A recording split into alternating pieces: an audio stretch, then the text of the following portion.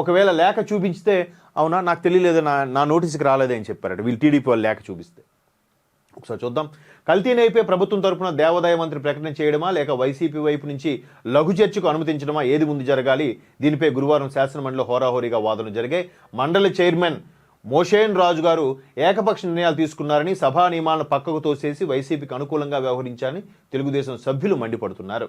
Chairman Moshen రాజు వైసీపీకి అనుగుణంగా సభ్యులకు సమాచారం అందించాలని, సభ్యులు ఇవ్వని నోటీసును ఇచ్చినట్లుగా భావించడం, ప్రభుత్వం ప్రకటన చేసేందుకు అనుగుణంగా సభ్యులకు సమాచారం అందించాలని అసెంబ్లీ సెక్రటేరియట్లో జారీ చేసిన పత్రాన్ని నో అది రాంగ్, నా అనుమతి లేదు అని ఖరాఖండిగా తేల్చేయడం వివాదాస్పదమైంది.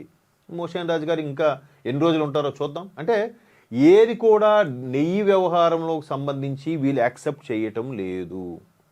నేషనల్ మీడియాతో సహా ప్రతి ఒక్క పార్టీ కూడా ఇది జరిగింది తప్పే కాబట్టి వీళ్ళకి సపోర్ట్గా ఉండే కొన్ని పార్టీలు ఏవైతే నేషనల్లో ఏదో చిన్న ములాయం సింగ్ యాదవ్ వాళ్ళ పార్టీ, అఖిలేష్ యాదవ్ లాంటి పార్టీలు ఏవో చిన్న ఫేవర్గా పక్కన స్టాలిన్ లాంటి డిఎంకే లాంటి పార్టీలు ఉన్నా కూడా ఇది మరలా హిందూ మనోభావాలు దెబ్బతింటుంది, వీళ్ళు చేసింది